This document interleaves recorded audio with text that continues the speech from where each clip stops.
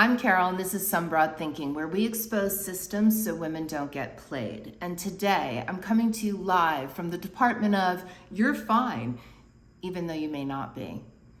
It's really crowded in here.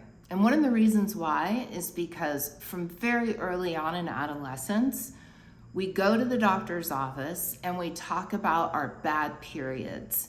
And we have universally very similar experiences where we're told that it's normal or that we're just unlucky, that periods are a curve and some people are over here and some people are over here, and that's not the case. There are normal periods and then there are abnormal periods. And for too long of a period of time, we're kind of bouncing around in a dark room trying to figure out what's going on, or we've actually kind of just fallen in line and said, yeah, I just have bad periods. Bad periods is not a diagnosis. There are common chronic conditions that onset in adolescence that often get dismissed as just menstrual issues. These conditions need to be addressed, and the earlier we get them diagnosed, the more help and support we can give, especially to adolescents who are dealing with conditions like endometriosis or premenstrual dysphoric disorder.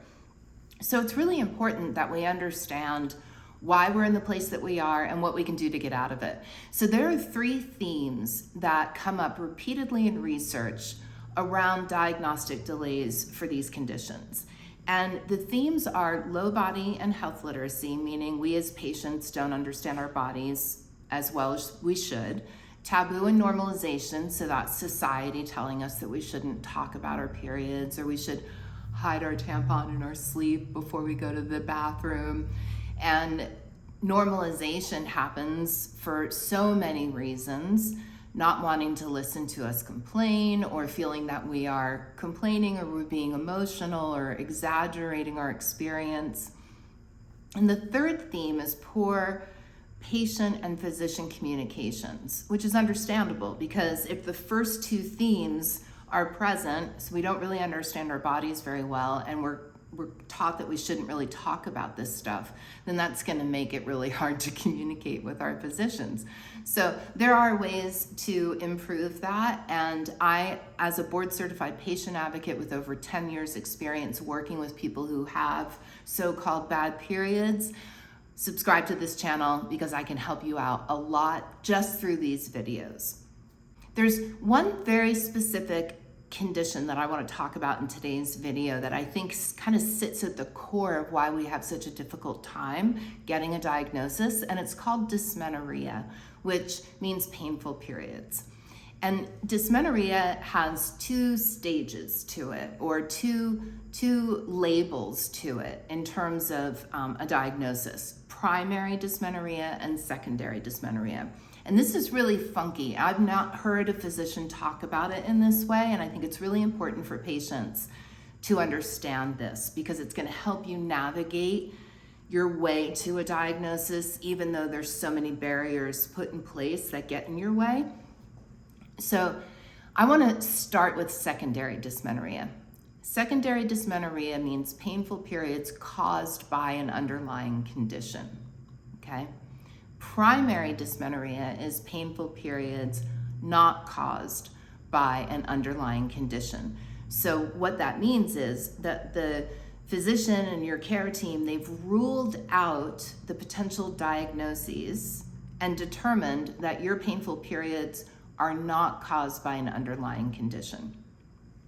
So painful periods are very common. In fact, reporting of pain during menstruation is one of the most common symptoms experienced by adolescents and adults.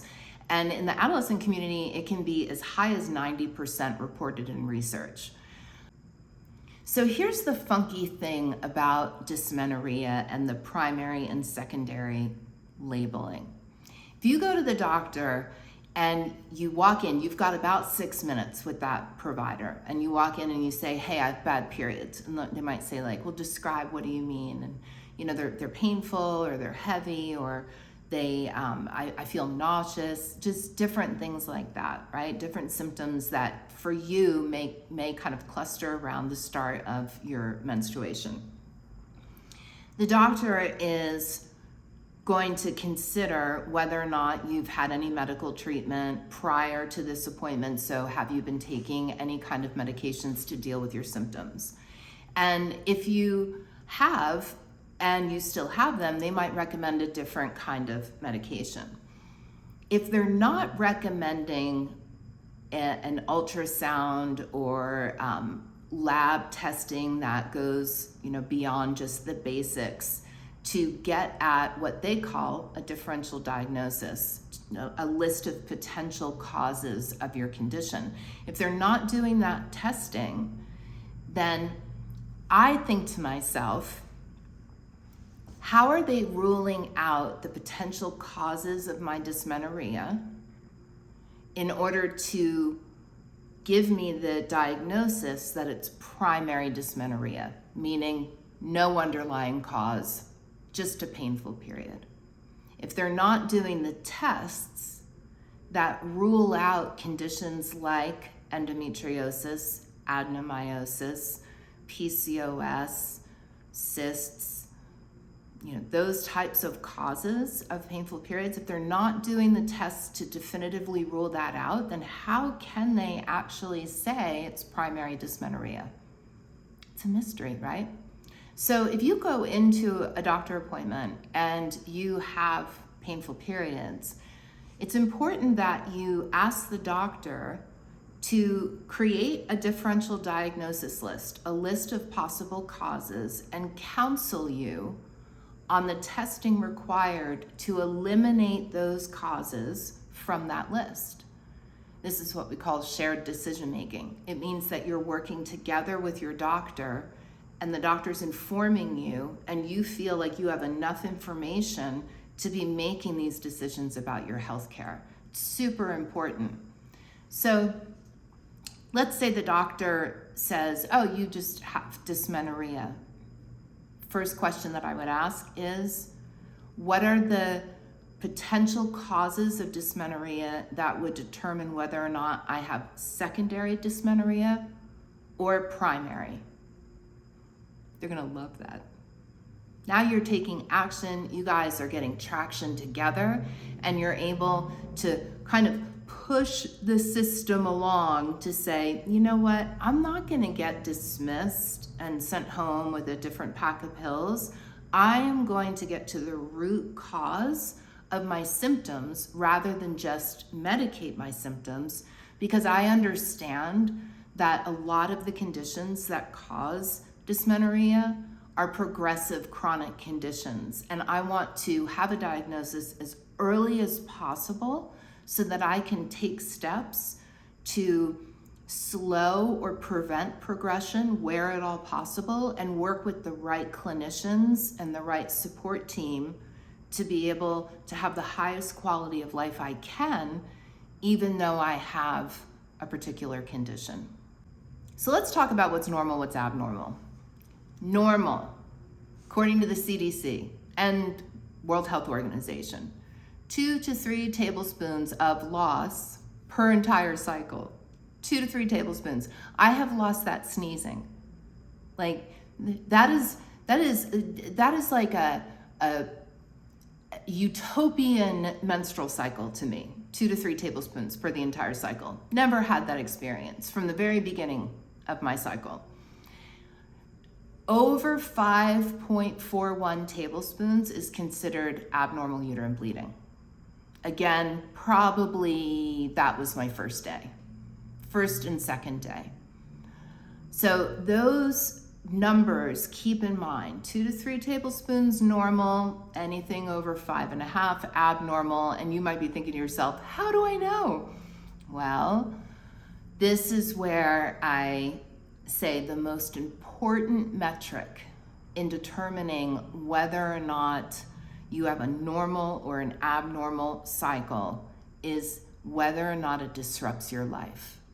If it disrupts your daily life, whether it's pain or you can't leave because of menstruation, you can't leave the house, you can't go to school, whatever the symptoms are, if it's disrupting your life, that's not normal. Because a normal cycle does not disrupt your life. So that's super important. The other thing I want to mention about dysmenorrhea, painful periods, is that discomfort is common. It's a normal symptom of your period, but pain is not. So if you're in pain, that is not normal. If you have some discomfort and you can kind of go about your daily activities, and maybe if you get wrapped up in an activity, you kind of forget that you're experiencing that, that's one thing. If you can't go to work or school because the pain is so bad, that is not normal. So again, periods are not on a curve. A normal period is this, and an abnormal period is that. There's a little bit of fluctuation, but if anybody tries to tell you that it's just part of being a woman, they're wrong. So you know that you have to get a diagnosis. You know what's normal and abnormal. How do you navigate the system to get from where you are now to diagnosed? I'll give you a few tips in this video, but also subscribe, because we're going to be digging into a lot of these topics in greater detail, and I'll have resources and support for free for you that you can utilize. So one of the things that's important to understand about gynecologic care is that we have doctors called OB/GYNs, and they are magic people. They're tasked with managing a ludicrous amount of issues with their patients because of the way that we treat women's health, which is terrible. And again, I'm going to be digging into that a lot. So if you want to know what the root causes are of why your appointments are so bad, please subscribe. So if you're going to see an OB/GYN, you need to understand, are they on the obstetric side or are they on the gynecology side? Are they spending the bulk of their time delivering babies, or are they spending the bulk of their time working with patients who have booked problem appointments, meaning that they've got conditions that they want to address? And if they are working with patients with problem appointments, are they working with a lot of adolescent patients? Are they experienced in diagnosing common chronic conditions that are often dismissed as bad periods? Endometriosis, adenomyosis, PCOS, which is now called PMOS. We'll dig into that in a video. Fibroids, premenstrual dysphoric disorder, von Willebrand disease, Ehlers-Danlos syndrome. The list is lengthy. And it's complicated to be able to master those conditions, stay on top of the research, know what the latest research is, and be able to effectively care for a huge number of patients that are all having wildly different experiences. This is the state of women's healthcare today, and it's awful. It's awful. It's been dismissed, underfunded, disregarded, and that's why oftentimes we go in to see a doctor and they essentially shrug their shoulders and say, there's not a lot I can do. Maybe you should try to get pregnant. So we need to do a better job at funding and supporting women's health research, and that then translates into better care for women. So when you're looking for a doctor, it's really important that you understand, what are they spending the bulk of their time doing? And if it's delivering babies, and if it's the doctor who delivered you, that's probably not the doctor you want to go see.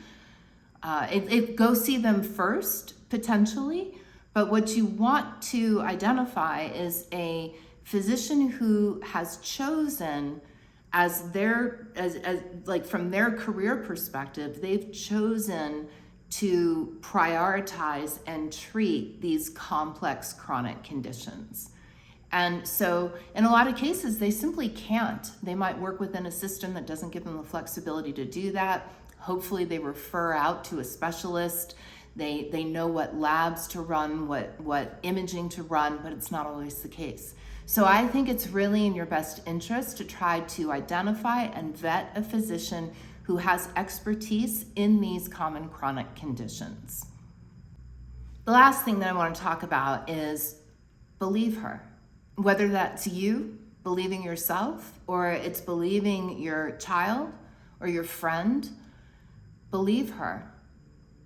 We know when something's not right, and The information is out there, but if we've never been taught to take action on behalf of our own health, which really we haven't. We've been taught to defer to the doctor, go into the doctor like a deer in the headlights, and the doctor will inform you of everything, and that's the best way to do it. I do agree that we have far too much misinformation and disinformation online when it comes to health. Also, it's important to note that in women's health, we have very little research. So it's not like we can point definitively to data that says A or B. We have to work with very basic data. We have a very rudimentary, very basic understanding of the female body. We don't understand the causes of these conditions because we haven't funded research. But what we know that a normal period is not disruptive to one's life. And we also know that the menstrual cycle is the 5th vital sign for women and girls. So we know we should pay attention to it. So I think the important thing is to remind ourselves that although we may have been gaslit and dismissed in the past, that we know our bodies, that we know when something is out of balance or is wrong. We've read so many stories about people who have said, I went to my doctor 10, 20, 30 times, multiple doctors. I knew something was wrong. And then we find out that something was wrong, right? And they lost all of that time and all of that money, and none of that is okay. So I think it's just really important to remind yourself that you know your body. And the more time that you spend kind of inside your body, listening to it, paying attention to the signals, the more you're going to get to know what's working, what's not working, and the more confident you'll be going into a doctor and advocating for your health. In addition to being a board-certified patient advocate, I'm also a 2-time founder in women's health. My team at Uterine Kind built an app that is free, that does not monetize your data. We don't sell your data. We don't look at your data. We don't have access to it. The only thing that we know is if you've logged in or not. And you can delete your data with one swipe. So this app is available on the Apple Store. It's also available in a browser version on our website at uterinekind.com. I'll link it in the description box below. And again, it's free. It enables you to collect full body symptoms in less than 2 minutes a day. And then you can download that data to your device in a PDF that's formatted for your doctor. So you're giving your doctor only the information that they need in order to say this is not normal. It's full body symptom data. But also in the app, there are discussion guides, audio tips. There's over 80,000 words, so essentially a book of clinical curriculum, but we wrote it so it was easy to digest and hopefully entertaining to read and medically accurate, so that you can lift your body and health literacy. You can learn what is normal and what's abnormal, which helps you get rid of the taboo and normalization impact on your care experience. And you can improve your communications with your care team. So all of those barriers that I talked about at the top of this video, our app helps remove. So please check it out in the links in the About section and in the pinned comment below. And again, it's free for you to use. Taking that data into your next appointment is going to really help you steer the conversation toward your primary goal, which should be to get a definitive diagnosis.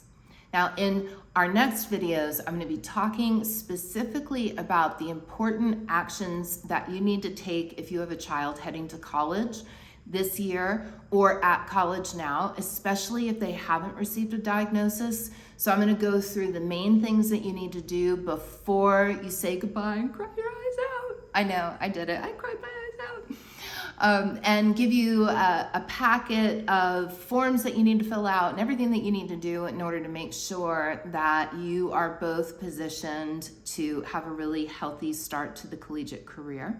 So that's coming up. And also, we're going to talk more about how to get beyond a bad periods diagnosis and give you specific scripts that you can use to change the direction of your doctor appointment and puts you more in control, which is super exciting to be able to walk in and know that you know exactly what you're going to say, you know exactly how you're going to make this appointment become a productive experience for you and reduce any likelihood of having it suck.